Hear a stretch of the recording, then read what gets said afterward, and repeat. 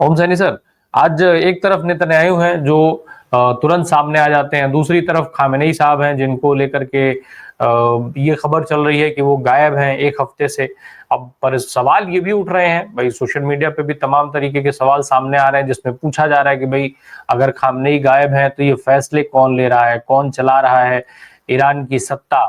तो ये कितना अहम है ये ईरान के दृष्टिकोण से अगर हम देखें? देखिए राय साहब, ईरान का शासन जिस तरीके से चलता है, जो उनकी पार्लियामेंट है, उस पार्लियामेंट में जो सुप्रीम है वो तो खमेनी है ही, और सारी राय उनके मुताबिक भी होती है। प्रेसिडेंट हो चाहे उनके दूसरे मिनिस्टर्स हो, सब बैठ करके चर्चा करते रहते हैं। लेकिन ये जो आप बता रहे हैं, ये एक जिस तरीके का आर्टिकल छपा, शायद टाइम्स में छपा है, आप न्यूयॉर्क से पब्लिश होने वाले उसके अंदर, तो उसको लेकर के एक ख्याल बन रहा है। लेकिन इसका मतलब ये नहीं है कि गायब है तो कहाँ है, और क्योंकि वो अगर सुप्रीम लीडर ही नहीं होगा तो उसके बाद में तो जितनी भी आपको उत्साह की और इस फतह की जो एक लहर वहां पर चल रही है, और जिसका एहसास हो रहा है, और जिसके दबदबे से ट्रंप ने भी नाटो के उसके अंदर बोल ही दिया, कहा कि लड़ाई तो कुछ ऐसी थी कि जैसे हिरोशिमा नागासाकी पे बम डाला है, उस तरीके का सीन था। लेकिन जिस बहादुरी से वो लोग लड़े हैं, उनकी तारीफ की जानी चाहिए। पता नहीं कैसे बोलते हैं, ट्रंप कुछ भी बोल सकते हैं, अच्छा भी बोल सकते हैं, बुरा भी बोल सकते हैं। तो इसलिए, लेकिन शक तो होता है। ये आपका सवाल बड़ा वाजिब है, और जो लोगों का सवाल है वो बड़ा वाजिब है। लेकिन इसका मतलब ये नहीं है कि कुछ अनहोनी हो गई। मेरा ख्याल है कि जिस तेजी के साथ में सवाल उठ रहे हैं, उसी तेजी के साथ में जवाब आने की संभावना है। और सीधे सीधे तो कुछ कह नहीं सकते, लेकिन क्योंकि वहाँ की सारी अच्छा, ये जो इसराइल और अमेरिका के समर्थक राष्ट्र हैं, अगर ऐसा कुछ हो गया होता, अनहोनी हो गई होती, तो तत्काल इसको हवा में उड़ाते और बताते कि देखिए किस तरीके से फतह किया है हमने ईरान को, किस तरीके से जमींदोज कर दिया। और ये जो बंकर में जिस जिस बेहूदी जुबान के साथ में ट्रंप बोल रहे थे, तो कहाँ छिपा है हमें पता है, हम जाए अभी तो नहीं मारेंगे उसको, बाद में मारेंगे, इस तरह की जुबान बोल रहे थे ना। वो होते तो हालात बहुत अलग किस्म के होते। लेकिन हाँ, ये शक बड़ा वाजिब है, संदेह बड़ा वाजिब है। मैंने भी करीब जब ये चल रहा था तो खमेनी साहब एड्रेस कर रहे थे पब्लिक, तो उस वक्त सुना है। लेकिन ऐसा कुछ पता नहीं लग रहा था कि इसके बाद में दिखेंगे नहीं और कुछ होगा नहीं, क्योंकि संसद के जो काम चलते हैं उसमें तो उनको उनको सलाह के लिए तो सभी लोग उनके पास में जाने के लिए रहते हैं, कि सब प्रेसिडेंट हो चाहे दूसरे मंत्री हो, वो सब जाके हर रोज बात करते हैं। इस तरह का कहा जाता है कि वहाँ इस तरीके से सारा हाउस चलता है। अब क्या हुआ है इसके बारे में तो विस्तार से आकलन तभी किया जा सकता है जब चीजें सामने आए। अभी तो कुछ इस तरीके से सामने आया नहीं। ये आया कि वो दिख क्यों नहीं, वो बोल क्यों नहीं रहे।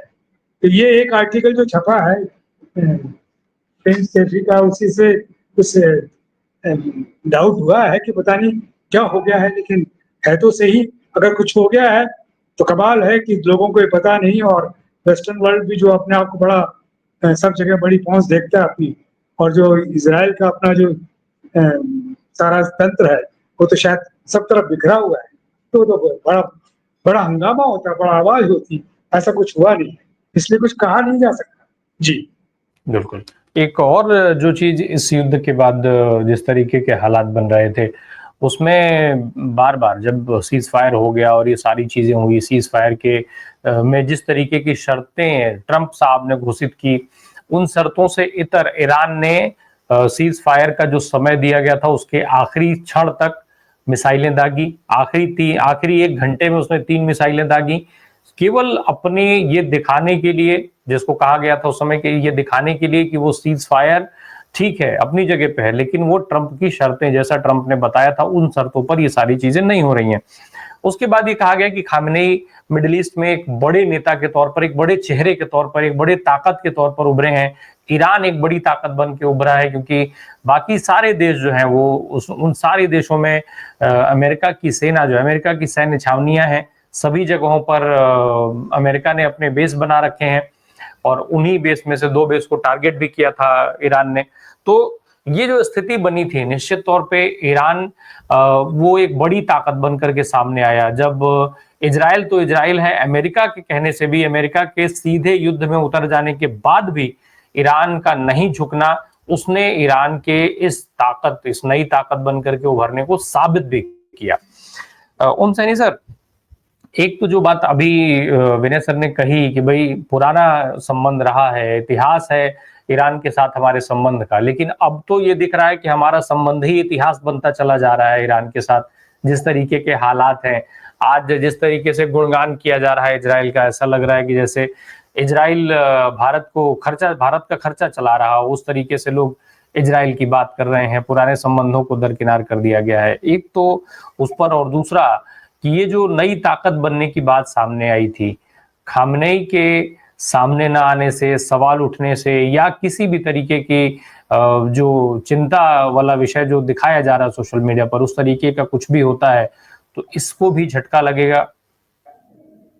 देखिए, एक है राम प्रकाश जी, एक बात और सोचना चाहिए कि ये सिर्फ खामने का और ये जो चर्चा है, ये सिर्फ मुसलमानों की चर्चा नहीं है। इस चर्चा में शिया और सुन्नी भी हैं। तो शिया लोगों का रिप्रेजेंटेशन जो करते रहे पूरी दुनिया में, वो खामनी का मुल्क है। वो लोग हैं जो कि अली को मानने वाले लोगों में से है, और उसकी जो इंटरप्रिटेशन है उसको एक्सेप्ट करने वाले लोगों में से है। सुन्नी उसको नहीं एक्सेप्ट करते। तो जितने भी घिरे हुए जो अमेरिका के जितने टट्टू लोग हैं, जिनके माध्यम से सारे खाड़ी देशों में अपना दबदबा वो पैदा करता रहा है, या धंधा उनका तेल का करता रहा है, वो सुन्नी है सारे के सारे शेख जितने भी, कतर हो, ये सारे ओमान हो, जितने भी हैं, यही एक मुल्क था। और इससे निपटने के लिए इराक खड़ा हुआ था एक जमाने में कि सब सुन्नी और शिया के मामले में तो इराक सुन्नी था और ये ईरान जो है वो शिया था। तो उसपे भी आपने देखा 10 बरस तक वो लड़ते रहे, अपने लड़ाई को लेकर के चलते रहे, शिया सुन्नी को लेकर के। लेकिन जब सद्दाम हुसैन चले गए तो उसके बाद में तो ईरान ही एक मात्र मुल्क ऐसा है जो अपने आप में सारा मुस्लिम जमात को इकट्ठा कर सकता है और एक कर सकता है। और वो मौका मिला इजराइल की और अमेरिका की जो अभी ऐसी शैतानियत देखने को मिली इंटरनेशनल पॉलिटिक्स में, उसको देख करके ईरान के मसले पे जिस तरीके से दुनिया का सारा इस्लाम को मानने वाले लोग हैं, चाहे वो शिया हो चाहे सुन्नी हो, वो बिल्कुल एकजुट हो गए। और मुझे तो लग ये रहा है कि चूंकि अभी वो रमजान जो वो वाला मुहर्रम वाला वो सिलसिला शायद आ रहा है, जिसमें कि वो अली को लेकर के जो खासतौर से वो जो मातम मनाते हैं, वो अभी 2-4 दिन में या तो स्टार्ट हो गया या स्टार्ट होने वाला है। तो इस वक्त सारे लोग उसमें डूबे रहते हैं। हमारे यहाँ ही हम लोग लखनऊ में जिस तरीके से हमारे वो बता भी रहे थे, और लखनऊ में जिस तरीके से शिया जो है और शिया और सुन्नियों के जो विवाद होते हैं और उसमें जो मारकाट मस्ती है, वो इस बार वैसा सिलसिला नहीं है, तो दुनिया में ही नहीं। तो ऐसी स्थिति में अगर ये होता कुछ, ये खोमेनी साहब को कुछ हो गया, तो एक बचाव के लिए और एक समझ के साथ में कि अगर कुछ हो जाता है तो ये ईरान नेतृत्व विहीन ना हो जाए, इसलिए तो 3 लोगों के नाम उन्होंने दिए थे कि मेरे बाद में लोग देखेंगे। इसलिए नहीं दिए थे कि मैं अब जा ही रहा हूँ और अब ये सारा सब कुछ संभालने का सिलसिला है, ऐसा नहीं है। तो मैं समझता हूँ कि ये इसको इस निगाह से भी देखना चाहिए कि ईरान इस वक्त मुस्लिम जमात को एकजुट करने वाली एक ऐसी ताकत है, और वो हमारे माफिक नहीं है। हमारा जो शासन है वो बहुत अलग किस्म से दिख रहा है। हमारा शासक तो खुद ही विश्व गुरु बनने की बात कहता है और पूरी दुनिया में हिंदुत्व को किसी तरीके से स्थापित करने की बात कहता है, और उसके लिए मोदी साहब जैसे अमेरिका में जाके और ट्रंप साहब से मुलाकात करते रहे, उनके साथ में जो अलग बात है कि उनके सारा सिराजा बिखर गया और अब चीजें बदल रही हैं।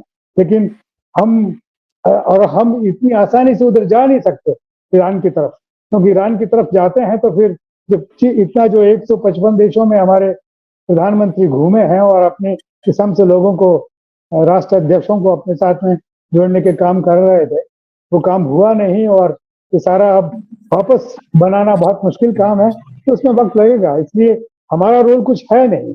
हमारा रोल तो अगर पंडित नेहरू होते या इंदिरा गांधी होती तो तटस्थ राष्ट्रों की जो नीति हुआ करते थे, जिसके माध्यम से ये सारा मामला दबाया जा सकता था, एक तरफ किया जा सकता था। ये ईरान और इजराइल और इनका जो झगड़ा आप देख रहे हैं, ये भी संभव नहीं था अगर ठीक ऐसे लोग होते जो कि पंडित नेहरू को या या या हमारे इंदिरा जी को रिप्रेजेंट कर रहे होते, ये तटस्थ राष्ट्रों का अपना एक सिलसिला होता और हम लोग अर्थपूर्ण होते। तो हम अर्थहीन हैं इस वक्त, हमारी हैसियत उस तरीके की नहीं है कि हम कहें कि ऐसा कर लो जैसे ट्रम्प साहब फरमाते हैं आजकल, वैसे हमारी हैसियत नहीं है। तो ऐसी स्थिति में हम खामोशी के अलावा कुछ कर नहीं सकते। जी।